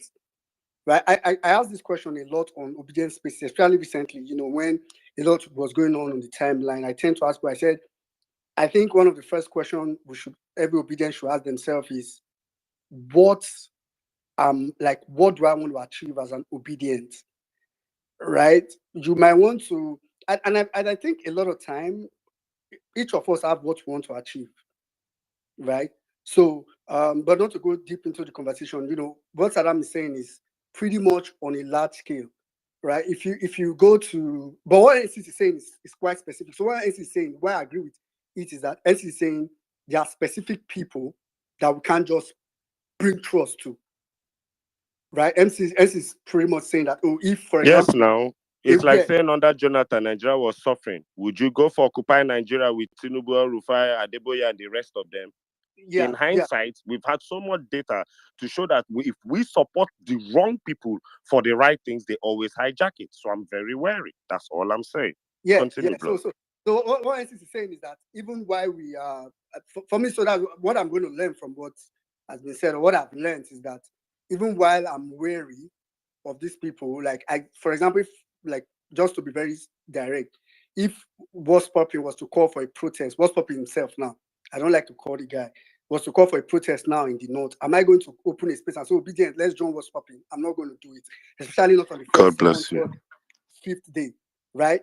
But if I see some other persons, that's why Saddam was specific about people in his comment section. I told us some time back, the day What's Popping made that tweet about Peter Obi's drilling ball, this and that and that and that. If you notice, the next day came out to make the turnaround because he realized backlash. What I did was go to the comment section. And when I was going to the comment section, I was not looking for names like Chinedu. I was not looking for names like Ola. I was not looking for names like Usa. I was looking for the Abduls, the Mubaraks, the Abdullahis. I wanted to have usually I go to comment section to have a feel of what people that are not all these riffraff that have been paid are saying. So it's those people. It's why sometimes, even when I want to air my mind on the comment section, I'll be like, I might think I'm talking to only What's Popping, like I'm giving him fire for fire. But some of those people might come and read my comment and they will feel hot by my comment and say, I think Malam Jabri says it a lot of times on our spaces that, some of the time what is said is screenshotted and they share it on WhatsApp group and say, these are the people you want us to, those kind of things. But, why we should just pretty much be open-minded. This new Nigeria that we want, it's not something that we can only win in the South. We need to identify. And the good thing is that these bad heads, they are very few. I think that's my comfort. There are very few. So it's left for us to identify the many good heads that probably have been deceived by these few bad heads and start to amplify their voice. I was saying instead of recent, Dambelo, for example, I was just telling Saddam not too long ago, that Dambelo, for example, that guy that does skit every day, releases a skit. And I'm happy now that Obedience are praising him. When I first saw that guy, I don't know, some of us, I think one of us saw that guy is obedient. That guy, I don't know if he's obedient or not. Maybe he is in his heart, I don't know. But typically, that guy is not our kind of obedient that, does I'm obedient. But, when I first saw that guy, I won't lie, initially I was kind of skeptical. I wanted to retweet him. Like, I know the kind of people that follow me, they're obedient, but this, and in his comment section, I see people trying to say, the not, share the not remembers. Share the not this. Hey, share the not that. Like, throwing those kind of tantrum. But I knew this guy was doing us a lot of good. So I said, if you go to my TL, you probably see my first tweet of the guy where I said, I don't know who you support, I don't know what you do, but whatever you're doing now makes a lot of sense to me. And I think I'll give kudos to you. So, I see now he's doing a lot, right? And I feel like it's because, he has seen that a lot of audience, a lot of people like what he's doing. So he's continuing to do it. And if you go to his comment section, he has very good northern audience. His audience are not typically obedient. If you want fear that guy, go and watch him on Instagram. Exactly. So he has very good northern audience, and I'm just hoping that kind of person, we keep pushing. But as much as possible, if we throw in like rhetoric, all those kind of people on his comment section that does all those, the not this, the not that. We need that. Let me just help you here, and just let me just help you here. You see, out of that Peter Obi's move to the north, there's actually, you see, for some of us, I ask Obedience a lot of time. Many of us take this as cruise. Ask yourself really what you want from this movement. What is your and how are you contributing towards Peter Obi being Aso Rock? These are the questions you ask yourself every single day. What are you doing towards it? Are you dividing? Are you spoiling? Is the man building in the north, and you, as he's building in the north, you are on social media with your Twitter handle in your room after you probably got line up for 7 hours? You will not come and be destroying the one he's building in the north. I ask myself this question that because for many of us it is like banter. It is like make we do who sabi tweet pass, who sabi pass. All these things follow. I'm not saying it's as if it's a bad thing, but at a point in time, we should ask ourselves, are we doing more harm or more good? While this whole Peter Obi stuff was going on, one of our sisters I don't mention her name, so I don't put her on the spotlight. She reached out to me. She's northern. She reached out to me and we spoke. And I told her, sister, see, please just go under these people's street. When I just all those names were calling like that. She has a WhatsApp group of over 300 as of when me and she spoke. As of when me and she spoke, that was like over 2 weeks ago. Why me not be there online doing banter? That girl has created a WhatsApp group of northerners that she does not know from anywhere. Over 300 of them that she got from Twitter alone. That are creating a PO movement, as in from social media. So things are going on. So if you want to go and start focusing on the WhatsAppings, then Bashar Ahmed, and you carry and look at you look at the north from those people's eye, will not go anywhere. There are young people that were misinformed about P2B before elections. You can't blame them. Their imams told them who P2B is. He said this, he said that. Their radio station told them P2B is a criminal. P2B pursue northerners from Anambra State. Their TV told them P2B is bad. How do you expect them? They're not on Twitter. Atiku said they're not on Twitter. Are we forgotten? Atiku said that our voters are not on Twitter. Are we forgotten? They get all the information from one source. And now they are seeing the man for who he really is. It is time for us to understand that banter period is over. If not, Bola Tinubu is the winner.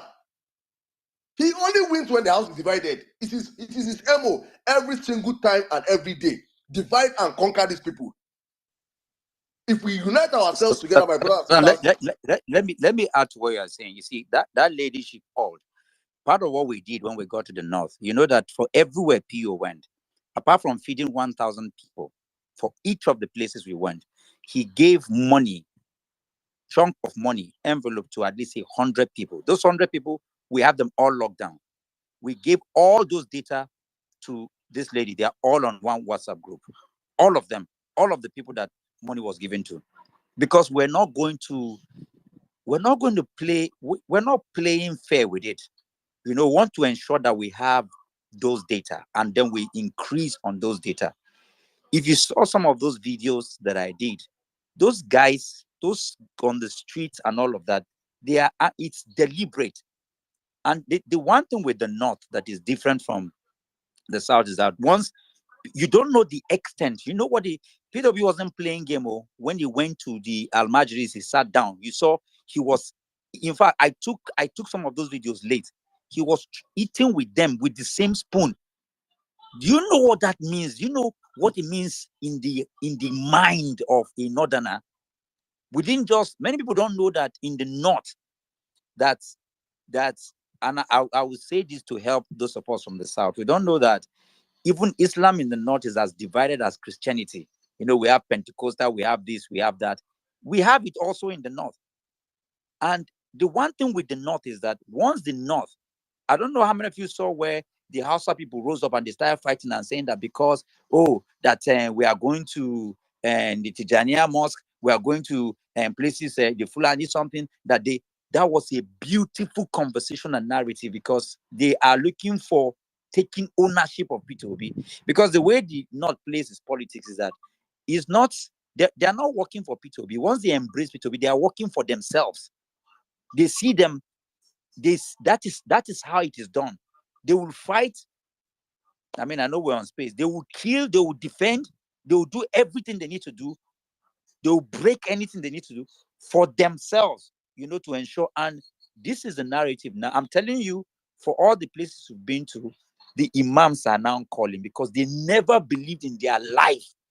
Now, P2B will sit down with them, give them water, bring schools, put their children in schools. The last time we were in Kaduna, people don't know. You see, in politics, when you go to we go to the north and you sleep in the north. P2B slept in Kaduna. Jabir and his friend, all of those that are under Ibrahim Karim, he had a meeting with young, and we deliberately make sure that all of them, 100% of those young people we met with, they are Muslims. It's important. The narrative is important because we must buy into that block. And deliberately and strategically so.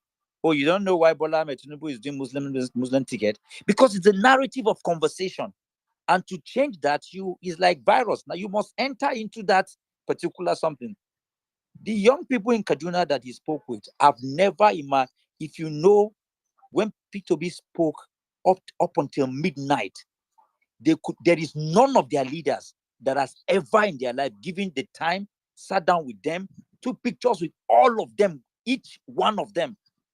I didn't even appear there because I was taking the pictures to just ensure. And this is what we must do. It's not about, and Saddam, like you said, what does obedience mean to us?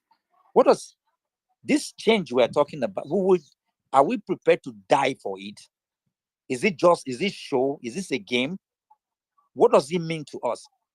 This is what it is, to go into these people, to ensure that we show them genuine love and concern, lift them in one sweep. 330 million was what, P2B donated, just in Kaduna State alone. And he told me, say, Mo, they think it's not because I have this money, but I have to do it. And because we're not going to stop. It's a beautiful time to be alive, really, to see Dr. what's Mo, going just on. let me take it away from here. Thank you very much. I just for me, I would pass the mic, please, guys. I just have to pour out my heart, because for me it is, if you've been on the violence space from when we started Inception, I was almost like in our back channel. We know when they call back channel, they do it somehow. But in our back channel, I was almost like the enemy number one, because most of the people in the back channel, I was enemy number one. And since he's laughing now, you know what I'm saying. Because almost all the people in the back channel are from the south. Saddam, every time you're not. Waiting concern you, say they don't go vote people be. Yeah, I say no. Allow me. I know what I'm seeing. I know the visuals, because I grew up. These are the people I grew up with. These are my people. So, and I know that there are people that, if they truly know who Peter Obi is for who he is, not what media is telling them, they will die for him. Peter Obi is that Megeskia that the image they gave Buhari is the image of Peter Obi. The image that they sold Buhari with, that is who Peter Obi is. But they have carried fake news and covered that. So I was like, our investment should go to the north. I had to, I reached out to Abokina Agiri. I had to drag all the northern brothers, say, please come in.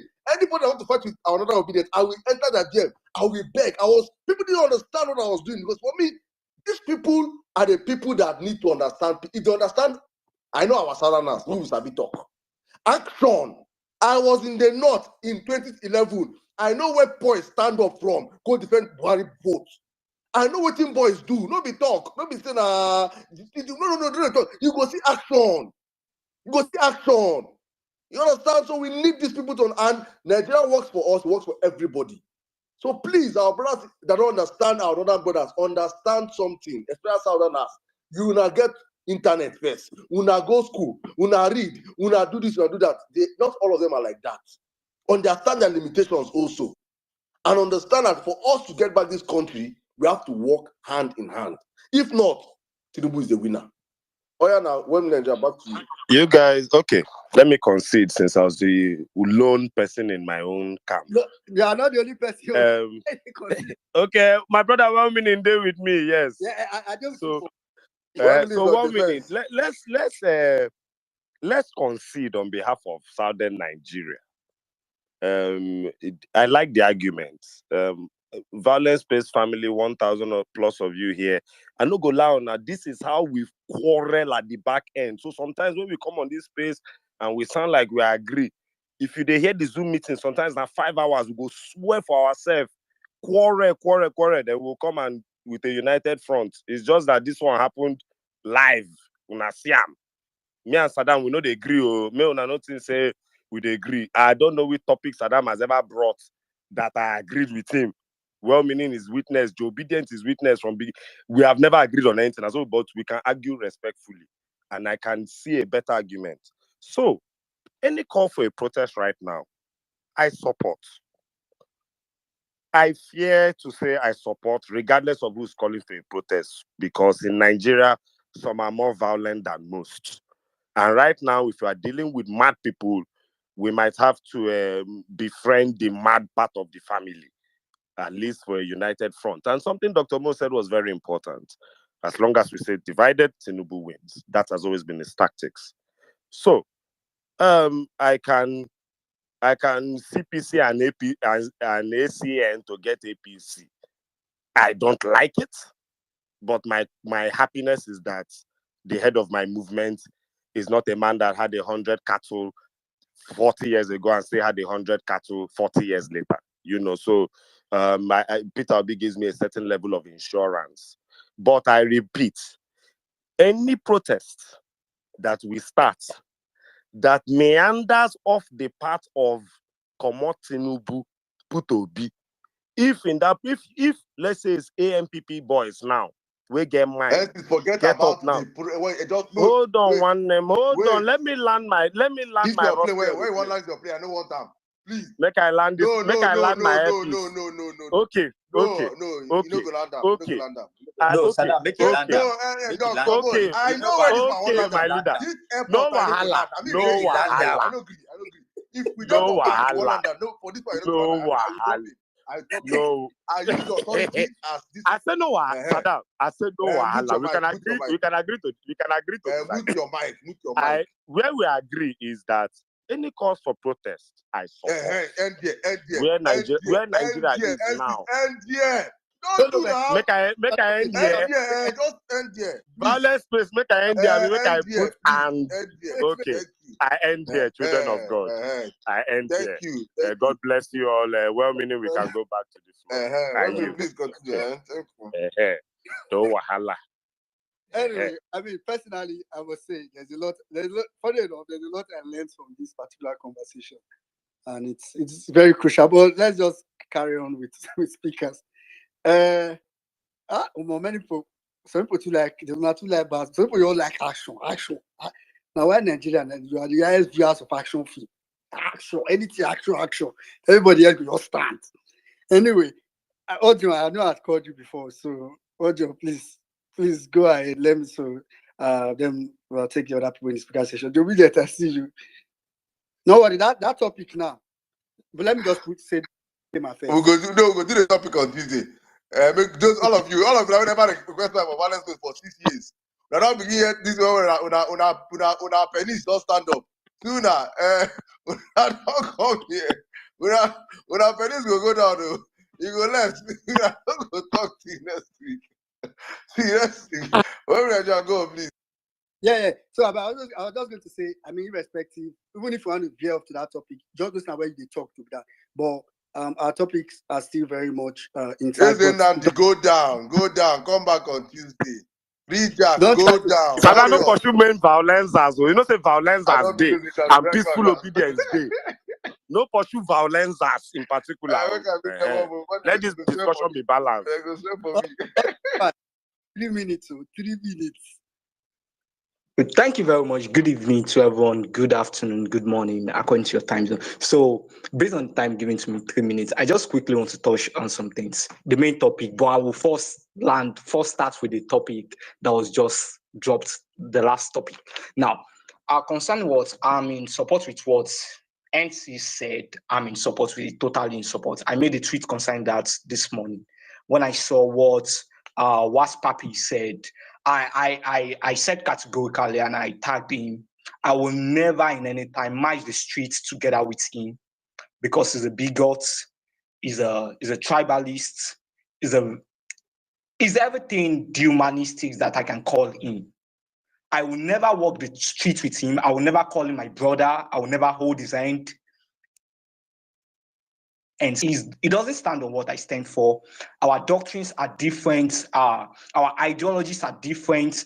If he's following me to the street to go and fight, he has a motive. The reason why he's going there, his motives are not the same thing with mine. So I will never walk the streets with him. Never. It's not going to happen.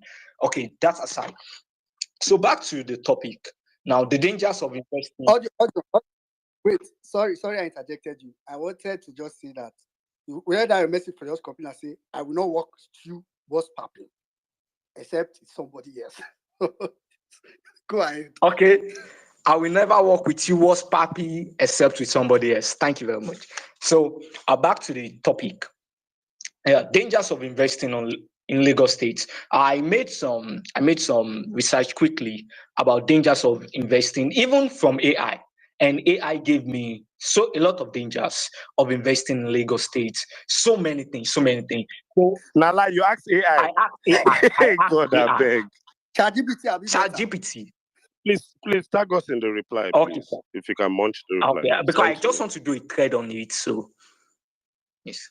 So I asked AI Tag us, please. dangers of investing in Lagos State, and ChatGPT gave me a lot of dangers, which I'm just going to highlight. The number one on the list is number one is danger is security. Security. It talks about NSACs, how unknown actors invaded the NSACs movement, disrupt the whole movement, the whole practice, the whole procedure. The AI talked about that and even gave dates. October 2020.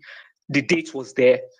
He also talks about the election in Nigeria, the past election in 2023 in Lagos State, the state election, how non-indigenous were hindered from casting out their votes, and the government, the security system had nothing to do about it. So he talked about on security, number one. He also made mention of other, he made mention of infrastructure deficiency in Lagos State, infrastructure deficiency in Lagos. He said, despite being the hub, the commercial hub of Nigeria, Lagos State infrastructure deficit is such inadequate.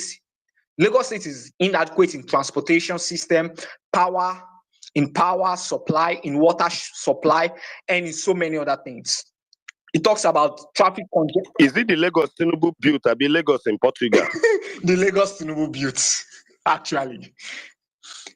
So investors do not even need to do so many things. So like need to get consultants to cross-check or so many things. They just need to just ask ChatGPT, and ChatGPT is going to give them a lot of reasons why they don't need to invest in Lagos State. He even talks about the regulatory challenges. The regulatory challenges in Lagos State. They give you a piece of land today, and tomorrow they come back to tell you another thing, and they take that land. It says inconsistent policies and corruption allegations which could affect the ease of doing business in Lagos State. That is under regulatory challenges, inconsistent policies and corruption allegations. So even AI recognized that Lagos State government lay corruption allegations on people. Even people who are worthy of doing businesses, Lagos State claims their land, takes away their land from them. So that's aside. So going to the next topic, BATS 1 year. So I just jot out some things as we're speaking. BATS 1 year, I can remember BATS 1 year. I could celebrate BATS for propaganda, promotion of misinformation and disinformation, economic breakdown, the kidnap of the arms of government in Nigeria, the arms of government in Nigeria, the kidnap of all national institutions, including the media, destruction of jobs. I could remember that for about 150 increase in dollar rate. I could remember that for a national hunger. I could remember that for fuel subsidy without fuel subsidizing, increase in fuel price without. There's fuel subsidy ongoing, but there's no subsidizing of fuel. I could remember that for creating most divided nation in Nigeria. That was the things I could pen down for now. And lastly, on media, I bless God for what the initiative PO took.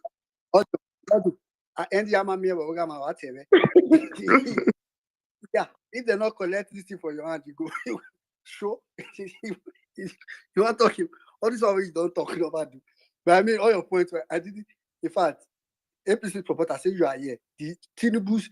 If it was when this guy was talking, I just remember that it is in this Nigeria that they kidnapped over 500 children, over 200 and something school children, pupils. We don't know if they returned all of them now. They returned them batch by batch. We don't forget some things. The only thing you need to ask that ChatGPT or just ask him. I feel like that ChatGPT is obedient. Just go and ask, are you obedient? Before you do the screenshot, just ask, are you obedient? Make you see. It's like that ChatGPT is emotional. That's what APC will say. APC supporters will be like, what are you saying? APC go talk say na Igbo man build ChatGPT. APC supporters will tell you say ChatGPT is emotional, and they tell you. So anyway, let me quickly go over to But maybe I don't know if I was going to come to you at the end. ChatGPT is from Anambra State. Let me come to you at the end. Let me just quickly take this food that we have. Let me quickly take this food that we have. So, yeah. All right, quickly. Jobident. Jobident with freshers don't do since. Freshers, just quickly give your submission and I'll come to Jobident.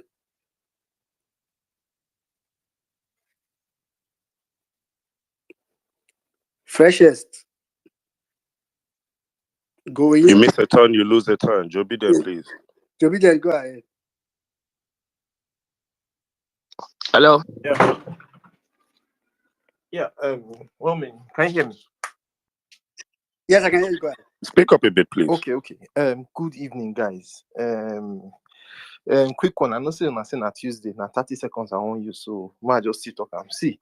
APC and PDP, especially the APC, would not, if they had the chance to do a what's it called in the southeast, raise a protest in the southeast or in the south, they would not say because the person that's going to lead it is obedient, they would not join. I beg.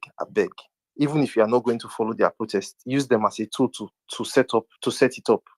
They should be a catalyst. These people can be catalysts for us or for you or for whoever wants to be part of a protest, whoever wants to run a protest. Use everybody. We cannot abandon anybody, no matter how useless a broken clock is. It's also correct twice a day.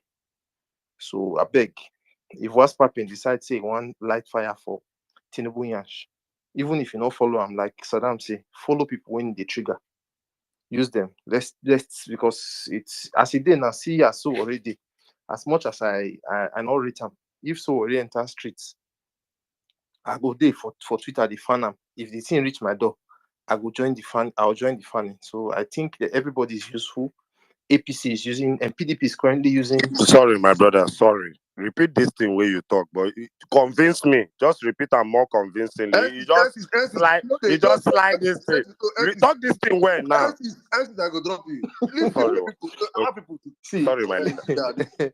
Make I just round up. See, right now in this thing, You're bullying them. Stop bullying our Valencia. This thing we dey talk right now. PDP they do one for Edo State right now. PDP carry obedience now.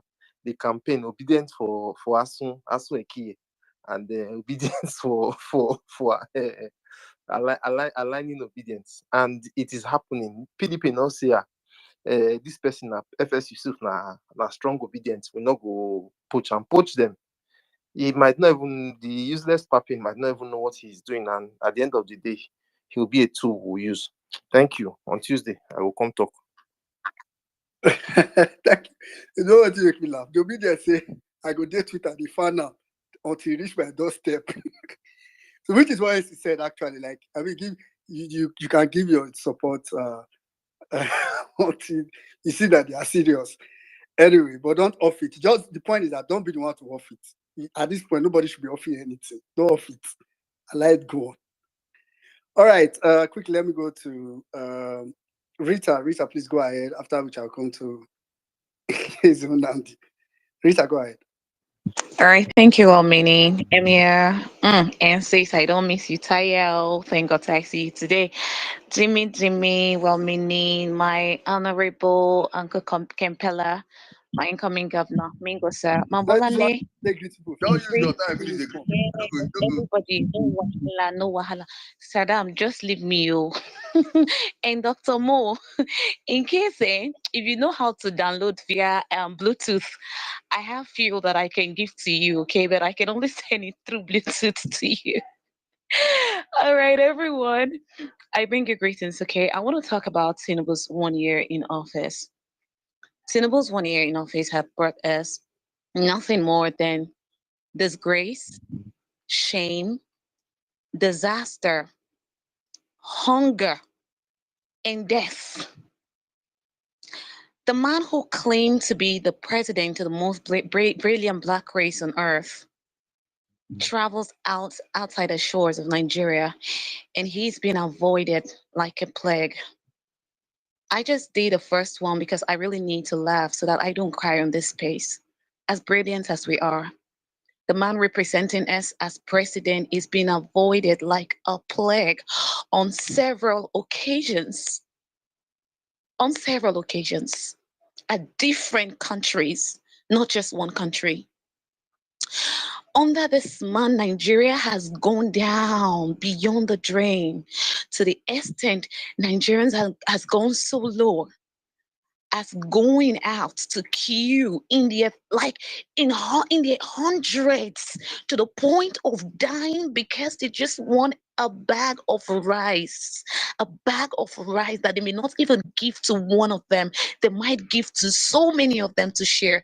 In Lagos State, we lost 7 people. In Nasarawa, we lost 7 people. Now, these are the ones we saw. How about the ones we did not see? Before this time, we have been shouting about Nigerians going to places where they sell frozen foods to beg for heads of fish to eat. Now, check it out now that the economy is like this. Can you imagine what Nigerians are going through now under this man in just 1 year? In just 1 year. Like, seriously? I can't wait to have him get out of that place. Seriously, I can't wait to have him get out from there. And as for those that are still supporting this man, if you are doing it deliberately, Baba God will punish you. But if you're doing it out of ignorance, may he forgive you and open your eyes to the reality. Nigeria.